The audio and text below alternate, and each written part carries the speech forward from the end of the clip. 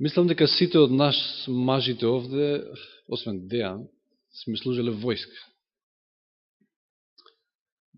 Јани некој вид на војска, мислам, он баш немаше прилика да види што е војска, ама ете, сепак беше. Добро. Ја имав прилика така, меѓу првите генерации таму, или, како ги викаа, класи, да.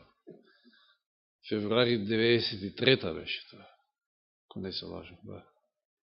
Заборив веќе. Значи имаш, колку се тоа, 21 година. Упа, не е, тоа е одамна веќе. Минатиот век, да. Но, како и да е, од жените да не прашувам, мислам, никој не е служил. Иако и тоа е популарно сега, се повеќе одат и тие. До душа денеска треба да доброволно да се пријавите, односно да идете за пари, значи платен. И подобро што така направија, значи Дејан нема да има прилика подобро да служи во една таква армија, но во една известна смисла ние сме сите војници во Христовата армија. Во една поинаква армија. Библијата е полна со примери на чудесно избавување на Божиот народ, на Божијата армија, да кажеме. Поготоа Стариот Завет е полн со такви примери. Како тоа Бог ги избавувал од мокни непријатели на многу чудни начини. И секако не можеме да не се сетиме на Давид. Иако тој како поединец. Да отвориме во прва книга Самуил. Прва книга Самуил, на Самуил, во 17 глава. И знаеме дека Давид не бил во борбените редови, туку неколку од неговите браќа, но ете бил пратен од неговиот татко да им однесе нешто за јадење. И се нашол баш во она прилика кога Голијат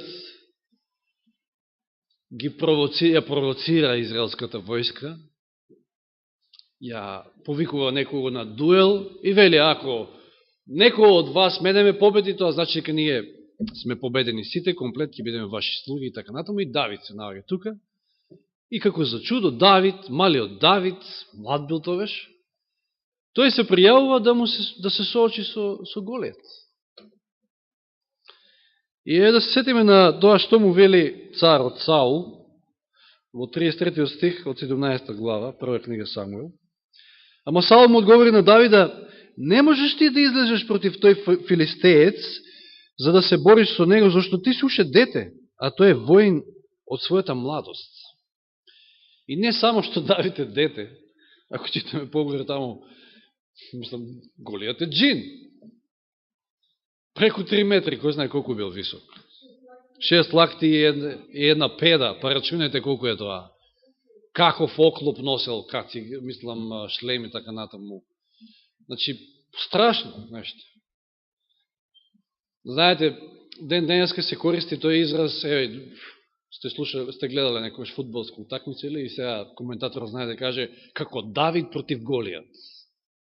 Не знам, денешен Вардар да игра со Барселона, да речеме. Како Давид против Голијат. И често пати се случува па Давид да победи во такви некои прилики. И спомна, Вардар против Барселона. За кого вие би типувале, ако би, не верувам, никој од нас не игра спортска прогноза, ама за кого би типувале? За Вардар би навивале, може би. Меѓутоа, ќе си ги изгубите сигурно парите, ако типувате за Вардар. Но Давид и Голијат. За кого би типувале вие во оваа прилика? Кој од нас би рекол Давид? Давид има да го смачка Голијат. Нема шанси Голијат со Давид. Дете е се уште и тамо со 5 каменчиња. Нема никаква опрема. Дури пробал тамо да облече некоја војничка опрема, но не му стојала, како што треба не. Тешка му е, да. Плюс тоа млад. Значи, сигурно не би типувале за Давид. Но знаеме што се случува. Давид ќе го совлада така едноставно Голијат. И сите уживаме, и сите сакаме да се подсетуваме на еден ваков пример. И навистина е пример на кој што често пати треба да се подсетуваме, затоа што ние против нас имаме мокен непријател. Ние сме исто како Давид против Голијат. Или Гедеон. Ајде да отвориме во Судии, значи малку наназад. Во Судии во 7 глава се сеќавате тој со неговата 32.000 војска, значи не мал број, 32.000, треба да се бори против мадијамците, амаликиците, вика и сите синови на истокот таму веле. И сега ако читаме токму во 12-тиот стих од Судии 7 глава, обично знаете, во многу прилики во Стариот Завет знае да се спомне бројката на војската. Во овој случај немаме бројка, замислите си, значи, може да предпоставиме колкаво мноштво бил. Значи 7.12 Суди вели, мадијамците, амаликиците и сите синови на исток се расположија по долината, многубројни како скаколци, безбројни беа нивните камели, како песок на брегот на морето. Камилите безбројни, па камоли војската, многубројни. Не се дава број. И сега имаме 32.000 од другата страна, начело со Гедеон, и Господ му вика не многу се. Ајде да ги поразчистиме тие што се плашат по дома и колко останале? 10.000, 22.000 и си отишло.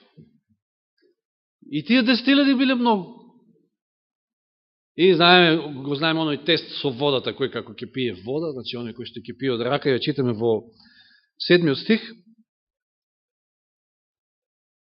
Значи од истата глава, тогаш Господ му рече на Гедеона, со оние 300 луѓе кои локаат вода, јас ќе ве избавам и ќе ги предадам мадијамците во вашите раце. Сите други нека се вратат секој во своето место. Тоа беше. Ми текна мене. Откако по втор пат падна, забележав дека нешто не е во ред. Значи со 300 души против безброј, немаме број. За кого би типувале? Уште една прилика, како Давид против Голијат. Сигурно не за Гедеон, ама што вели 7 стих? Јас ќе ви избавам, Господ. Кога Господ е на страна на Давид, Голијат нема шанси. Се сеќаваме на еден стих во Лука, Евангелие по Лука 14 глава,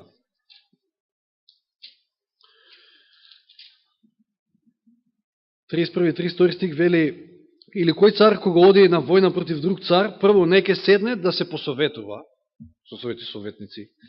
Може ли со 10.000 да издржи пред оној кој оди против него со 20.000? Значи 1 на 2, тука имаме сразмер. Значи дури и тоа е за размислување, да седне, царот да се посоветува, да рече, чекај, па тоа е дупло појака војска од нас, побројна војска од нас. И вика, ако не може, 32 стик, испрќа пратеници, доека е оној уште далеко и ќе моли за мир. Ама мир, ние не можеме. Меѓутоа, гледаме 300 души наспроти илјадници, не знаеме колку. А дури Гедеон со тие 300 души не е исполнил ни еден куршум, така да кажем. Знаеме како било совладана непријателска, самата се испотепала, самите се испотепале еден со друг. Ги збуниле со роговите, со она бука, што ја створиле, оној звук, страшен. И, како што спомнавме, овие два примера, значи Давид против Голијат, неговата победа, големата победа, и Гедеон против овие народи, незнабожечки, често пати знаеме да се навраќаме и да се подсетуваме на ова. Меѓутоа, имаме и други примери, кај што Божите луѓе, Божите војници во неговата армија биле испраќени во мисија, во борба и не се враќале живи. А сепак ја исполнувале Божјата воља. Биле послушни до крај. Темата ја насловив како верен војник. Колку сме ние верни војници? Еве, минатиот пат видовме колку една мала непослушност може да доведе до страшни последици. А ние како војници, колку сме ние верни војници? Имаме еден пример на еден библиски Рамбо би го нарекол. Сеќавате ли кој е тој? Кој е тој кој што кинел јажиња, врата цела порта на грб? Кој е тој кој што со магарешка челуст истепол? Колку души беа таму? Самсон. Самсон е како Рамбо, он нема војска, он сам иде и чисти, да. Еве во Суди, значи пак во 15-та глава. Да се подсетиме на него.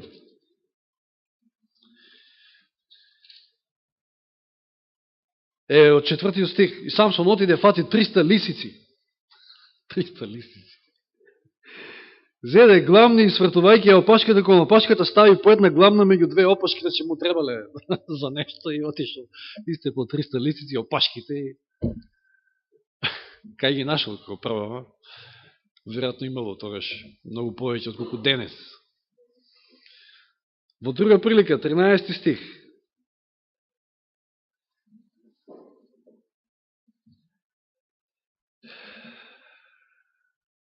Го врзаа со две нови јажиња, значи тоа е на крајот од 13 стих, и го одведува од пештерата. И што направи? И искина тоа све. Со какво јаже може да го држи Самсон. 16 стих, значи, баш кажува, тоа Самсон рече, ова е примерот со челуста. Со челуст на осле претепав купови, со челуст на осле убив 1000. Но знаеме што се случило со Самсон и на крајот наоѓајќи се во оној храм на Дагон, на богот Дагон, ке посака да го постават баш ослепен, знаеме дека ослепен, ја изгубил силата, ама почнало пак да му расте, нели, коса, и го поставиле меѓу столбовите на храмот и се вели таму во 30 стих од 16 глава.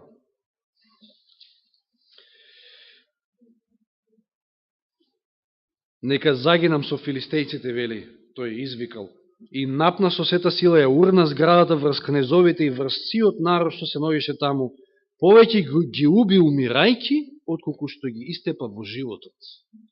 Че многу повеќе убил тогаш, рушејќи го храмот. Да, повеќе 1000. Така, добро.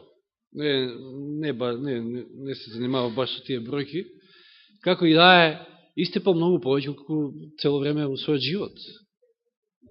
И Самсон, меѓу другите, исто е спомнат во Евреите 11 глава, знаете, кои се спомнати таму. Иако, нели, секој може да направи грешка, човек и он направил грешка, меѓу тоа се спомнува меѓу оние великани. И еве, че тој загинал. Имаме пример дури и кај во редовите на непријателските војски, на верност служење на војниците, на војската, на луѓето кои што служеле. Ево, на египетската војска, замислите си сега, што се случува во Египет? 10 зла едно по друго. Не ти скакулци, не ти жаби, не ти стршлени, темница, град. Помор на сите првородени. Еве да отвориме во Излез, 12 глава. Значи 2 Мојсеева, 12 глава.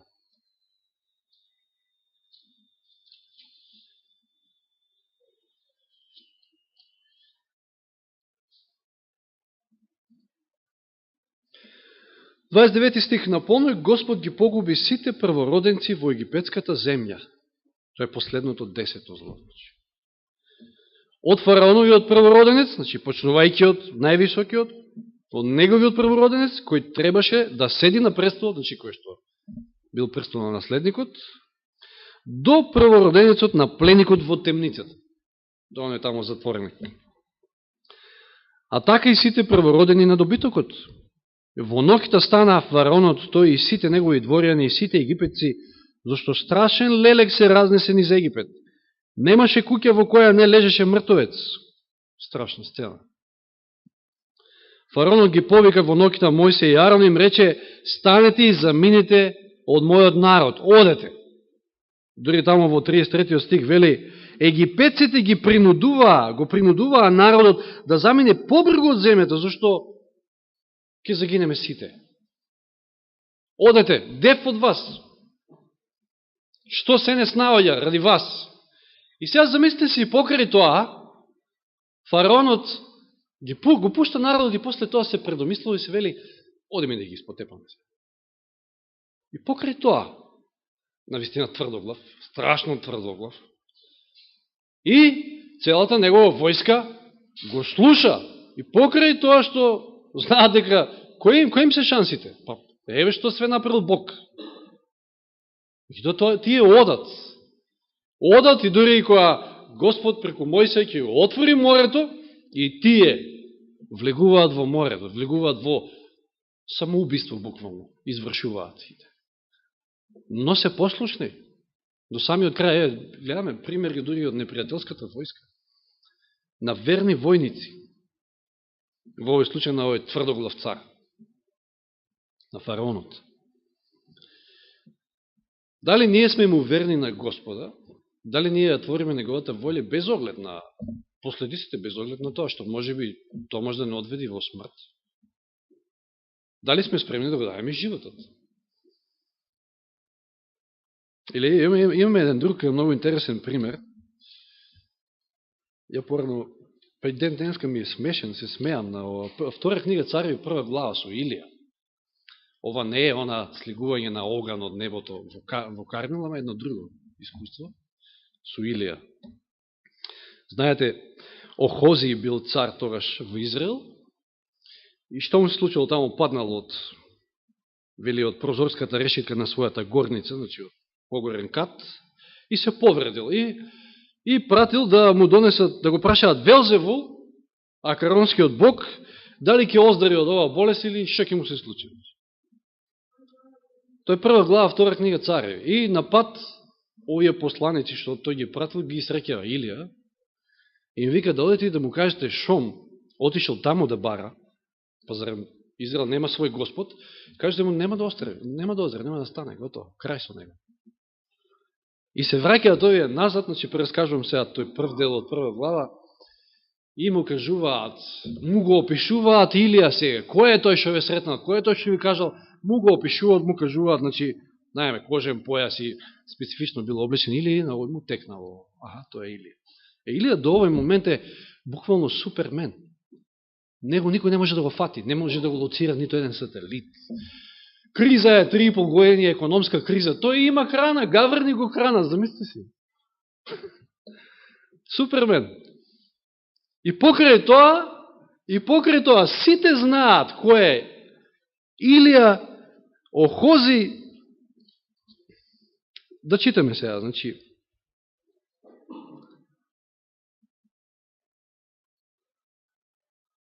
Деветиот стих. Тогаш му го испрати 50-никот со неговите 50-мина на Илија, и тој отиде кај него, и откако го најде каде седи на врвот на брегот, на врв на брег, значи нешто слично како Јона, може би, кога седел, гледал, чекал да Ниневија да ја срамни со земја Господ. Илија седнал на брегот, а царот праќа 50-ник со 50 војници. Би сакали ли да бидете вие во оваа група на 50-мина, знаејќи кој е Илија? Кој ви се изгледате со Илија, да го фатите Илија? И тој отиде кај него и откако го најдува, како седи на врвот на брегот, му рече 50-никот: Божи човече, царот нареди слези. И Илија му одговори, му рече на 50-никот: ако сум Божи човек, оган нека слезе од небото и нека те проголта тебе и твоите 50. И оган се спушти од небото и ги проголта него и неговите 50.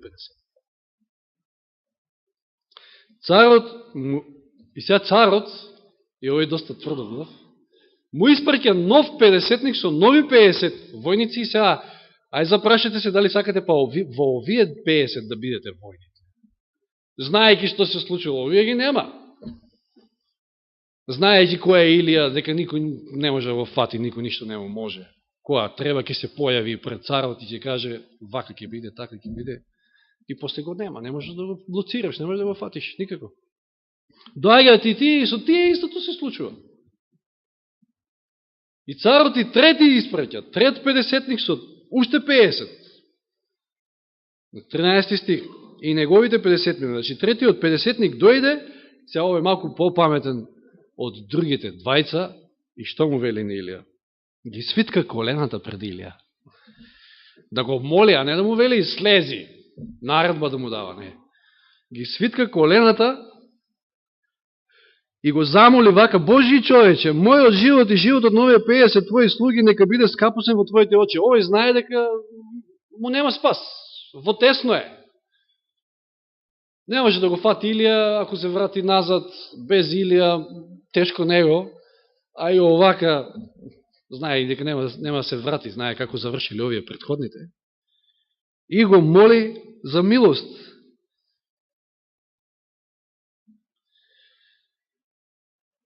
Еве кажува дека тој знае, значи, оган се спушти од небото и ги проголта обата 50-ници со нивните 50 мина, но сега барем мојот живот нека биде скапосен во твоите очи. Господ ќе го поштиде неговиот живот и животот на овие 50 мина.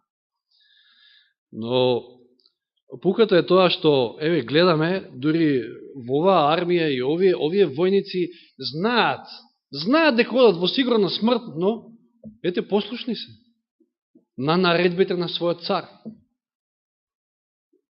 Колку ние сме послушни, знаете, некојаш Господ вели, тој вели, не секој кој што ми вели Господи, Господи, ќе влезе во Царството Божие, нели, кога му доаѓаат, воа правихме, тоа правихме. Не, туку оној кој што ја твори мојата воља. А Господ ќе ви каже нешто и вие сега ќе отворите неговата воља. Колку сте спремни, до кај сте спремни да одите од тоа? Еве, гледаме примери дури од негативци, од војници кои што спремни биле да го дадат својот живот. И дури може би еден од најпозитивните добри примери е Ури. Ајде да отвориме во 2 Самуилова. Значи, тука сме некаде. Сега одиме во 2 Самуилова, книга на Самуил, 2 книга, и во она 11 глава, каде што Давид го прави големиот греф, за да го покрие предходниот греф. Знаете какво сценарио, каков план смислил Давид. И по својот слуга Јоав, тој бил заповедник на војската, му праќа писмо на Ури,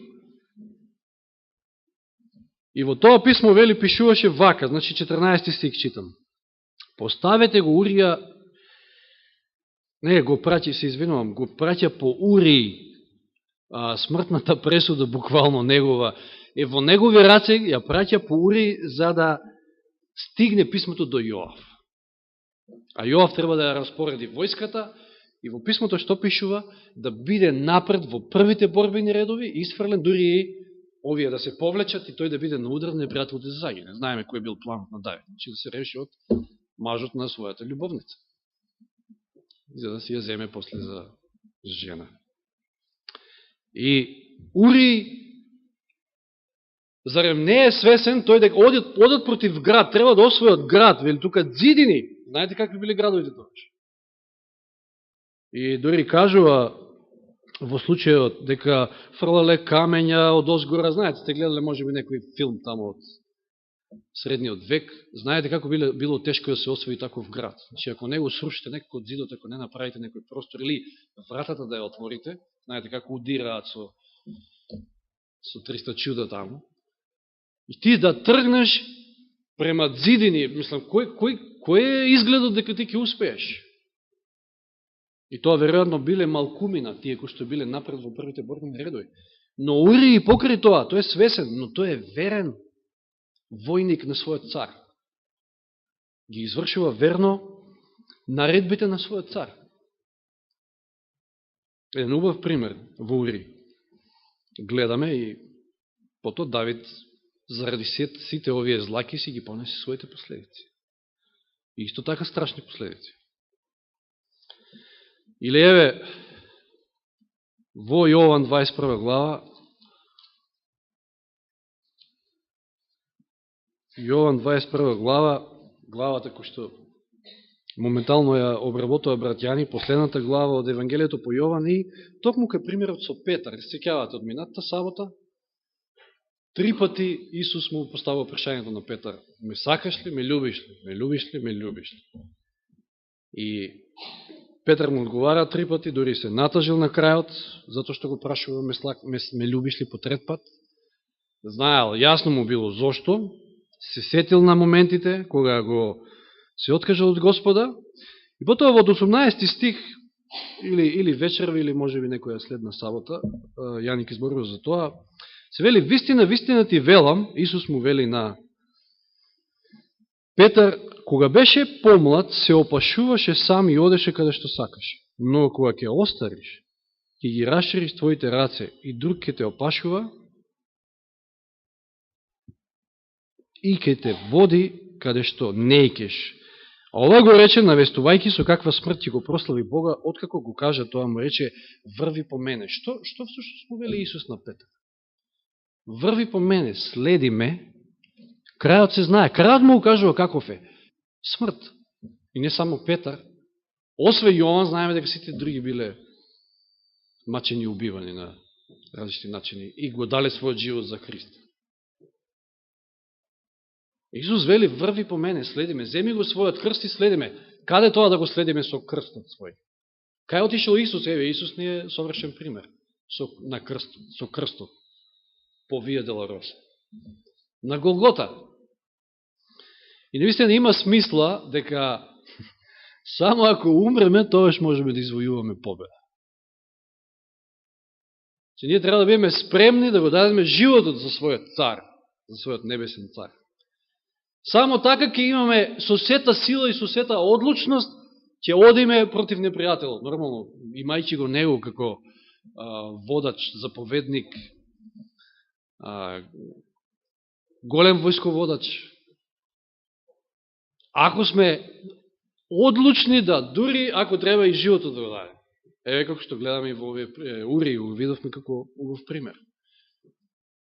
И не треба да размислуваме дека е невозможно. Може би некојаш ни изгледа баш така невозможно. Може би изгледа дека одиме во еден самоубиствен поход. Меѓутоа, треба да ни биде од се помило творење на Божјата волја. Еве видовме примери кај во египетската војска. Кај овие на Охози, израелската војска, кои што тргнале против Илија.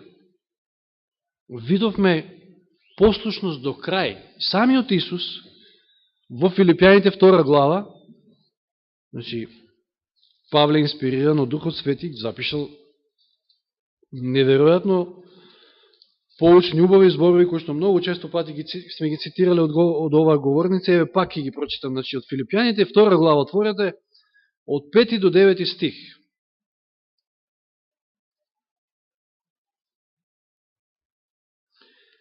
Имате во себе истата мисла која беше во Исуса Христа. Че еве вака треба да размислуваме. Истиот ум, вели еден друг превод.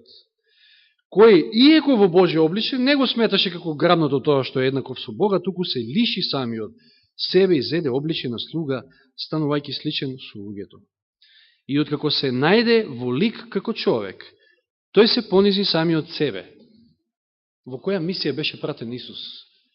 Кој беше неговиот цар? Отецот.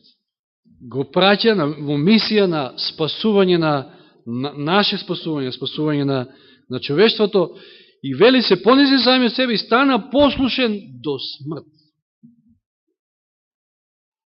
Ова е вистински пример на верен војник, ова е пример како ние треба да бидеме. Земете го примерот и на Ури. Послушни до смрт. Дури ако сме свесни дека начека смрт. И тоа вика смрт на крст. Затоа 9 стих и Бог го превозвиши и му подаде име што е над секое име. Ако ние сакаме Господ да не превозвиши, да живееме меѓу превозвишените небесни непаднати битија, заедно со Исус, значи со нашиот Отец, ние наистина треба да ја имаме оваа послушност, оваа верност, да бидеме верни војници, послушни до крај, дури и ако тоа значи смрт. А во суштина и кажав, Исус вели, земи го крстот и следи ме. Еви на Петар му вели. Следи ме. Без оглед на тоа што му предскажува како ќе заврши. Ќе заврши распнат, наопаку. Но сепак следи ме. Ако ние сме одлучни, ако, знаете, војник не може да биде толку самоуверен и, мислам, полн со сила, не самоуверен, да не сватите погрешно смисла, ако се некако гледа да се спаси, да си го спаси животот, да избегне овој куршум таму, во таа акција го ставаат и сега тој да не ме утепаат.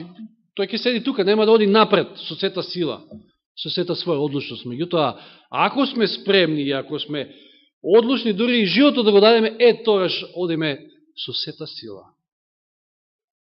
Без компромис. Треба да бидеме свесни дека